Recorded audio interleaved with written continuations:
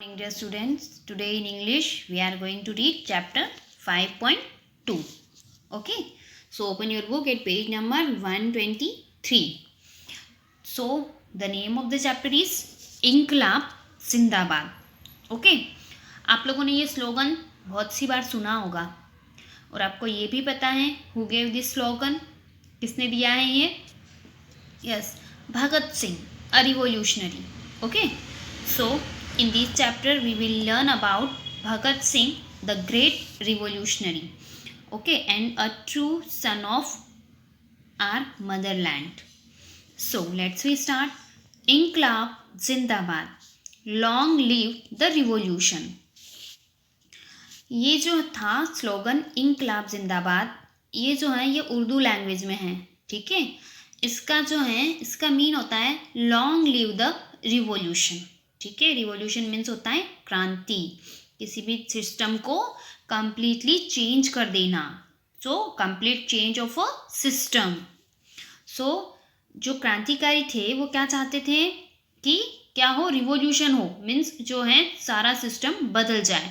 तो उन्होंने एक स्लोगन दिया था लॉन्ग लिव द रिवोल्यूशन, जिसको हिंदी में हम कहते हैं क्रांति अमर रहे.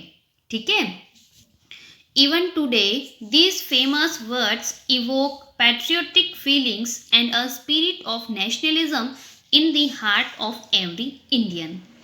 और ये जो आज जो ये स्लोगन है, ये फेमस वर्ड है, ये आज भी एवरी इंडियन के अंदर पैट्रियोटिक फीलिंग, जैसे ही हम ये स्लोगन सुनते हैं हमारे अंदर पैट्रियोटिक फीलिंग आती है, देशभक्ति की भावना आती है, एंड स्पिरिट ऑफ नेशनलिज्म, और हम राष्ट्रीयता की भावना से भर जाते हैं. One of the greatest of Indian revolutionaries was Bhagat Singh.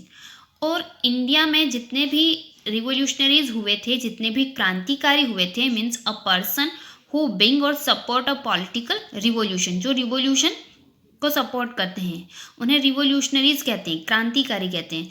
So India में जितने भी क्रांतिकारी हुए, रिवोल्यूशनरीज हुए, उनमें से फेमस थे, ग्रेटेस्ट थे भगत सिंह, जिनको कि इनके बारे में हम इस चैप्टर में पढ़ने वाले हैं. He was born on 27 September 1907 in a Sikh family in Banga, a village in the Layalpur district of present day Pakistan. Bhagat Singh का जो है बर्थ हुआ था 27 सितंबर को 1907 में. उनका बर्थ एक सिख फैमिली में हुआ था. ठीक है, पंजाबी में हुआ था, पंजाबी फैमिली में हुआ था. इन बंगा विलेज था उनका बंगा, एंड लयालपुर डिस्ट्रिक्ट थी लयालपुर, एंड प्रेजेंट डे जो है उनका जो बर्थ प्लेस है वो कहाँ है, in Pakistan. He was the third son of Sardar Kishan Singh and Vidyavati. वे जो थे, his father's name was Kishan Singh and mother's name was Vidyavati, and he was the third son of Kishan Singh and Vidyavati. वो अपने पेरेंट्स के तीसरे बेटे थे. His father and uncle were members of the Ghadar party. उनके फादर और उनके जो अंकल थे वो गदर पार्टी के मेंबर थे. The aim of this party was to rid India of the British rule by means of an armed struggle. तो ये जो गदर पार्टी थी, इस पार्टी का एम था इंडिया को ब्रिटिश रूल से फ्री करवाना. बट मीन्स क्या था इनका, आर्म्ड स्ट्रगल. ये हथियारों के बल पे ये देश को जो है वो अंग्रेजों से आज़ाद कराना चाहते थे. Thus Bhagat Singh belonged to a family of patriots and love of the motherland was in his blood. तो इस तरीके से हम कह सकते हैं कि जो भगत सिंह है वो एक पैट्रियोटिक फैमिली से बिलोंग करते हैं, है ना. सो और क्या है, and love of the Motherland was in his blood, और अपनी मातृभूमि से प्यार करना उनके खून में है, क्योंकि उनके फादर, उनके अंकल वो भी अपने देश के लिए लड़ रहे थे. और भगत सिंह ने भी अपनी मदरलैंड के लिए बहुत ही स्ट्रगल किया है, जो कि हम लोग पढ़ने वाले हैं. On April 1919, a crowd of around 20,000 people had gathered for a public meeting in the Jallianwala Bagh of Amritsar. क्या हुआ, 13 अप्रैल 1919 को एक लार्ज क्राउड, अबाउट 20,000 पीपल उसमें थे, एक जनरल मीटिंग बुलाई गई थी जलियांवाला बाग एक प्लेस था वहाँ पे इन अमृतसर में एक पब्लिक मीटिंग बुलाई गई थी जिसमें कि सब लोग आए थे। They include man, women and children. उसमें मेल थे, ठीक है, फीमेल भी थी, जेंट्स थे, लेडीज़ थी और बच्चे भी थे। The British general Dyer came there with his 50 rifleman. तभी वहाँ पे क्या हुआ, एक ब्रिटिश जनरल आया जिसका नाम था जनरल डायर। तो वो आया और किसके साथ में, अपने 50 राइफलमैन, 50 लोगों को लेके आया विथ राइफल, ठीक है, बंदूकें थी उनके पास। He blocked all the exit point and without giving any warning ordered his rifleman to fire at the crowd. उसने क्या किया, उस जो वहाँ पे जो जलियांवाला बाग था उसमें के जितने भी एग्जिट पॉइंट थे, बाहर निकलने के जो रास्ते थे, उन सबको उसने ब्लॉक कर दिया, बंद कर दिया और बिना किसी वार्निंग दिए उसने अपने राइफलमैन को ऑर्डर दिया कि वो जो है क्राउड पे फायर करना शुरू कर दे। तो उसके फायरमैन ने गोलियां चलाना शुरू कर दी और लोग जो हैं डर के भागने लगे। About 1000 people were killed and more than 1500 were wounded। तो क्या हुआ, 1000 people जो थे वो मारे गए एंड 1500 people जो हैं वो बुरी तरीके से घायल हो गए। This barbaric killing of the innocent people touched Bhagat Singh deeply. तो ये जो क्रूअल एंड वायलेंट किलिंग थी इनोसेंट लोगों की, इसने भगत सिंह को बहुत ही डीपली टच्ड मीन्स इमोशनल कर दिया उनको, ठीक है, उन्हें ये चीज़ बहुत ही हर्ट किया इसने उनको। He was field with the desire of revenge. और इस चीज़ ने उन्हें किस चीज़ से भर दिया, बदला लेने की भावना से भर दिया। He was only 12 at that time. उस टाइम पे भगत सिंह जो थे ओनली 12 ईयर्स ओल्ड थे। But he swore in his heart to free his country from the cruel British ruler. लेकिन उन्होंने कसम खाई थी कि वो अपनी कंट्री को इन इस निर्दयी ब्रिटिश रूलर से आज़ाद करवा के रहेंगे। By the age of 16 Bhagat Singh was completely dedicated to India struggle for freedom. और जब भगत सिंह 16 ईयर के हुए तब वो अपनी इंडिया को फ्रीडम दिलाने के लिए जो स्ट्रगल्स थे उनमें कम्प्लीटली डेडिकेटेड थे, कम्प्लीटली डिवोटेड थे, ठीक है, वो इंडिया के स्ट्रगल में पार्ट करने लगे। After his schooling at Lyallpur Bhagat Singh joined the national college at Lahore. अपनी स्कूलिंग कंप्लीट की उन्होंने लयालपुर से, फिर उसके बाद में उन्होंने नेशनल कॉलेज ज्वाइन किया लाहौर में। Here he came into contact with other revolutionaries like Bhagwati चरण, सुखदेव एंड अदर्स। और वहाँ पे वो जो हैं दूसरे रिवोल्यूशनरीज जो क्रांतिकारी थे उनके कॉन्टेक्ट में आए, जैसे भगवती चरण, सुखदेव और बहुत सारे। In 1924 his parents pressed him to get married. In 1924 में उनके पेरेंट्स ने उन्हें प्रेशराइज किया कि वो अब शादी कर ले। He said if I am to marry with a slave, marry in a slave country, I will prefer to marry death. उन्होंने कहा कि एक गुलाम देश में शादी करने से अच्छा है कि मैं क्या करूं, मौत को अपने गले लगा लूं, ठीक है, मैं मर जाऊं। He ran away from home, reached Kanpur and became a member of the Naujawan Bharat सभा।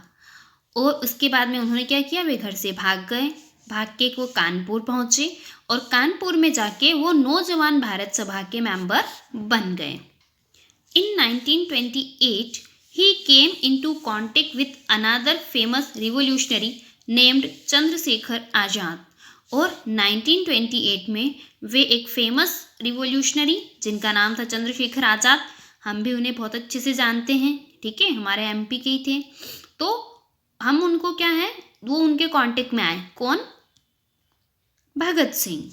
इन the same year the British government of India appointed Simon Commission to find out if India should be given any freedom to rule itself।